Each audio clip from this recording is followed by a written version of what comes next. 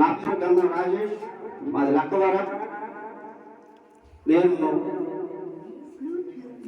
తాగే రకంలో ఎవరు చెప్పినా విన్నాం. మేము దేశాలు బేదపడికి దేశాలు పోతూ ఉంటాం. దేశాలు పోతూ ఉండగా మాకు అడ్వాన్స్ కొన్ని ఇస్తారు. ఒక 2 లక్షలని 3 లక్షలని ఇస్తారు. ఆ డబ్బుల్ని ఎంత ఇదిగా సంవత్సరం నేను 20 సంవత్సరాల నుంచి పోతానే ఉన్నాను బేదపడికి. ₹1 కూడా మిగిల్చేది ఏమి ఉండదు. అది మనం ఇంకా నేను తాగటం మొదలు పెడితే ఎవరు చెప్పినా కానీ ఎన్నో అవి పొద్దునగా సాయంత్రం అనగా ముందు తాగుతూ ఉంటే 2000 అయిపోవచ్చు, రోజుకి 3000 అయిపోవచ్చు, 10,000 కూడా అయిపోవచ్చు. ఆ సెల్ కూడా ఎక్కడో పడిపోద్ది, మళ్ళా కొత్త సెల్ కొనుక్కోవాలి. మళ్ళీ అలాగే కొత్త సెల్ కొనుక్కోవాల్సిన పరిస్థితి వచ్చేది కూడా మళ్ళీ నా గత జీవితం మొత్తం మళ్ళీ అలాగే స్టార్ట్ అవుతూ ఉంటుంది. ప్రతి పెళ్లికైనా ఫంక్షన్ వచ్చినా అలాగే తాగేవాడిని. తాగి కొన్ని డబ్బులేమో ఎక్కడ పడితే అక్కడ పడిపోతూ ఉండే. అవి కొన్ని ఇచ్చేవాళ్ళు ఉంటారు, కొన్ని ఈనాళ్ళు ఉంటారు. అలాగే నేను గొడవలు కూడా పెట్టుకునేవాడిని, కేసులు కూడా పోయేవాడిని. ఎవరు చెప్పినా కానీ ఇది మంచిగా చెప్పడమే వినను, ముట్టిగట్టండి. అలాంటిది పాత్రలు పోయేవాళ్ళు కూడా నిజమా దేవుడు ఉన్నాడా, వీళ్ళు ముసుగులు వేసుకొని పోతూ ఉంటారు. తాగేది ఎట్టబడితే అటు తిట్టేవాడిని, చండాలంగా నోటికి ఏదొస్తే అది. అసలు దేవుడు అంటే ఉంటా అని తిట్టేవాడిని. అలాంటి వాడిని నన్ను దేవుడు మార్చాడు. అలాగే నేను అలా పిల్లలకు కూడా ₹1 కూడా నాకు ₹100 ఉన్నా కానీ అయ్యా ఈ ₹100 ఇంట్లో కోర్టులకు పనికొస్తాయి అన్నా కానీ ఆ 100 కూడా నేను పీక్కొని పోయి తాగేవాడిని. ఎవరు చెప్పినా వినను. చెప్పినా కానీ మా భార్యని కొట్టేవాడిని, పిల్లల్ని కొట్టేవాడిని. ఇంట్లోకి తినే ఆహారాన్ని కూడా నేను వాటి మీద ఉమ్ము వేసేవాడిని, గలీజ్ పనులు చేసేవాడిని. అది చెప్తే అంత అసహ్యంగా ఉంటాయి. మా భార్యని తిరిగి మళ్ళీ కొట్టేవాడిని, మా మామ వాళ్ళని కొట్టేవాడిని.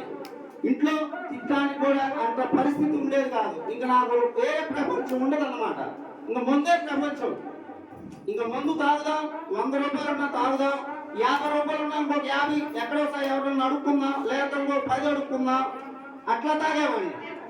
ఇంకా నాకు ఇంట్లోకి ఈ ఉన్నాయా, ఈ లేవా, పిల్లలకు బట్టలు కొనాలి, పిల్లలకు మంచిగా చూసుకోవాలి, యూనిఫామ్ కుట్టియాలి, అసలు ఇలాంటివి అసలు కాన్సెప్టే వచ్చేవి కాదు నాకు.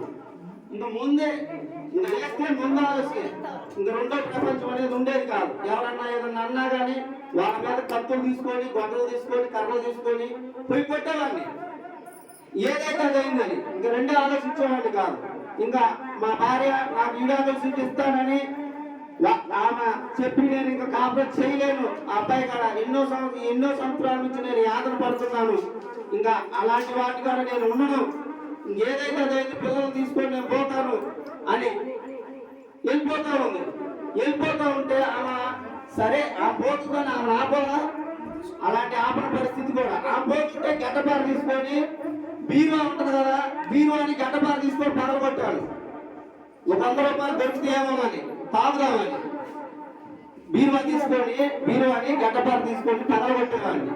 అలా అనేక సందర్భాల్లో ఎన్నో సమస్యలు ఉండే. పండుగ వస్తే, ఇలాంటి పండుగ వస్తే ఒక అందరు కూర కానీ ఇంట్లో కానీ బట్టలు అన్ని తెచ్చుకుంటారు.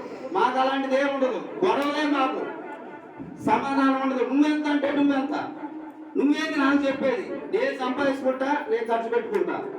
సరే పనికి వెళ్తాం, మళ్ళా ఎక్కడైనా డబ్బులు వస్తే పనికి వెళ్తాం.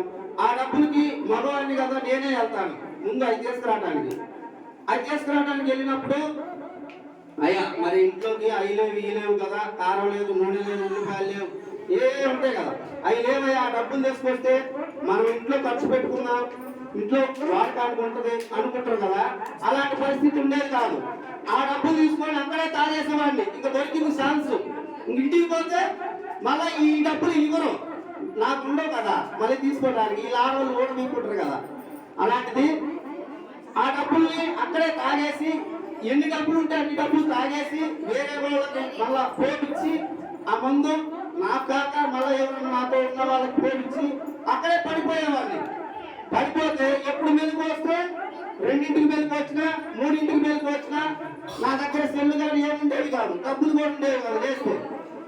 అలాంటి పరిస్థితిలో నేను బతికేవాడిని. మా అమ్మ మరి ఇదే రోజు ఇది రాత్రి ఇదే సమయంలో రాత్రి వాగ్దానం తీసిందంట. దేవుడు నిన్ను పట్టుకుంటున్నాడు అనే వాగ్దానం వచ్చింది. వస్తే నాకు చెప్పింది. ఆ నైట్ మా అమ్మ వాగ్దానం తీసింది. నేను ఆ నైట్ పడుకున్నాను, తాగి ఉన్నాను. ఆ నైట్ మొత్తం నాకు నిద్ర పట్ల, రాత్రి నిద్ర పట్టకపోతుంటే ఏం కానీ మళ్ళా పడుకుంటున్నాను. మళ్ళా పడుకుంటుంటే నువ్వు చర్చికి రావాలని ఒక స్వరం వినపడుతుంది.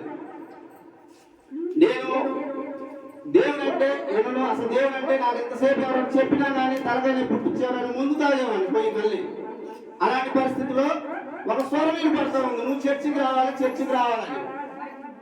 నేను చర్చికి రావటం ఏంది, చర్చికి అంటే నాకు పడదు కదా, నేను చర్చికి పోవటం ఏంది అంటే లేదయ్యా నువ్వు మళ్ళీ పడుకుంటున్నా, మళ్ళా నువ్వు చర్చికి రావాలి అంటుంది. ఎవరంటారో చర్చి కానీ మళ్ళీ లేచి మళ్ళీ చూస్తారు, ఎవరు ఉండరు. మళ్ళా పడుకునే టైంలో ఇంకా మళ్ళా అలాగే చర్చికి రావాలి. చర్చికి నేను ఏ చర్చికి పోవాలయ్యా, మరి నాకు తెలీదు చర్చి అంటే. చర్చి గురించి ఎవరైనా చెప్పినా నేను వినను, వాళ్ళని తిడతాను, వాళ్ళ మీద కొట్టడానికి వెళ్తాను. ఏ చర్చికి వెళ్ళాలి అనుకుంటే ఇదే చర్చి నాకు దర్శనంలో మళ్ళా పడుకుంటే ఏ చర్చి పోవాలని నేను పడుకుంటే అదే చర్చి ఎలా ఉందో ఈ చర్చి అలాగే చూపించాడు నాకు దేవుడు. నాకు ఎలా ఉందో చూపించాడు. చర్చి కంటే నేను తెల్లారి పొద్దున్నే మా భార్యని మా పిల్లల్ని చర్చికి వెళ్ళాలి రెడీగా అంటుంటే మా అమ్మ వాళ్ళు వీళ్ళంతా ఏంది మా ఊరు చర్చికి పోవటం ఏంది, మా ఊరు తాగుతుంది. ఒకవేళ వాళ్ళని ఏదైనా అంటమని చర్చిలో వదిలిపెట్టి నేను తాగటానికి పోతాను కదా అలా అనుకున్నారు. సరే చర్చి ఎక్కడో కూడా నాకు తెలియదు. ఈ చర్చి ఎప్పుడు చూడలేదు. ఊళ్ళో అడుక్కుంటూ వచ్చి ఇక్కడే కూర్చున్నా. మా భార్య తీసుకొచ్చాను, అక్కడ కూర్చున్నాను. పాస్టర్ ఎవరో తెలియదు, పాస్టర్ గారు ఎవరో తెలియదు, ఇక్కడ ఎవరెవరు ఉంటారో తెలియదు. అంటే నేను గొడవలు చేసేవాడిని కదా. అక్కడ సులభం తాత మా నాన్న చేసే వాళ్ళు కూర్చున్నారు. అంటే నేను గొడవ పెట్టుకుంటారని ఇదివరకు రోజుల్లో గొడవలు పెట్టుకుంటా కదా, గొడవ పెట్టుకోవడానికి వచ్చాను అనుకోని నాకెళ్ళి ఊరి చూస్తూనే ఉంటారు. మా తాతను కూడా తిట్టాను నేను ఒక సందర్భంలో. అయితే నన్ను ఊరి గురించి చూస్తా ఉంటారు, ఎవరు పరిచయించడానికి నాకు తెలియదు. ఇంకా కూర్చొని అట్లాగే వెళ్ళిపోతూ ఉన్నాము. అలా ఒక 4 రోజులు గడిచింది. కైనీ ప్యాకెట్ నేను ఒక్కసారిగా సఫారీలు కైనీ మందు అవి లేదే నేను అన్నం లేకుండా ఉంటాను, కానీ కైనీ సఫారీ మందు లేదే ఉండలేదు ఒక్క నిమిషం కూడా. అంత పరిస్థితి. ఈ రోజు తాగాడంటే మళ్ళీ తెల్లారి పొద్దునే తలకాయ నొప్పని అప్పు చేసైనా లేకపోతే ఎవరైనా కాళ్ళు పట్టుకొనైనా ఎట్లయినా కానీ ఏ పరిస్థితిలోనైనా మళ్ళా డబ్బులు సంపాదించుకొని ఆ రోజు కూడా తాగేవాడిని. అలాంటి పరిస్థితి అయితే ఇంకా కైనీ ప్యాకెట్ కూడా ఒకటేసారి 2 రోజులు వేసుకుంటున్నాను. దొంగసాటుగా కైనీ వేసుకుంటున్నాను. చర్చిలో వేసుకోకుండా ఉండేవాడిని. చర్చి బయటకు వెళ్ళిన తర్వాత కైనీ వేసుకుంటూ వస్తా ఉన్నాను. ఒక వారం రోజులు వచ్చిన తర్వాత అందరూ పరిచయం అయ్యారు. 3వ రోజు 4వ రోజు నా కైనీ ప్యాకెట్ కూడా సించి ఇది కూడా వేసుకోకూడదు అని చెప్పి జయపాల్ దగ్గరికి చెప్పేసి ఇంకా పారేసి అప్పటి నుంచి ఇప్పుడు దాకా సంవత్సరం కైనీ కానీ మందు కానీ అసలు అలాంటిది అనేది నా దృష్టిలో అసలు నాకు ఆలోచన కూడా రాలేదు. అన్ని మళ్ళీ మా నాయనమ్మ చనిపోయింది. నేను మారే సమయంలోనే ఒకవేళ మా వాళ్ళు నేను చెప్పినా కానీ తాగట్లేదు అంటున్నా కానీ వినట్లా. వాడు ఎందుకు రాకుండా ఉంటుందిలే, 2 రోజులు 3 రోజులు చూద్దాంలే, అది ఎంతలే అన్నారు. సరేనని చెప్పి 2 ఫుల్ బాటిల్ నా చేత పోపించారు. ముందు గ్లాసులకి 2 ఫుల్ బాటిల్ పోపించారు. అయినా కానీ దాని పిక్చర్ అనేది నాకు రాలా, తాగుదామన్న ఆలోచన కూడా రాలా. అలాంటి దేవుడు నా కార్యాలు గొప్పతనంగా చేశాడు. దేవుడికే మహిమ కలుగును గాక. ఆయన తలుచుకుంటే కథ మొత్తం మార్చగలడు, ఏదైనా చేయగలడు. దేవుడికే మహిమ కలుగును గాక. ఈ చిన్న సాక్ష్యాన్ని దీవించి ఆశీర్వదించును గాక.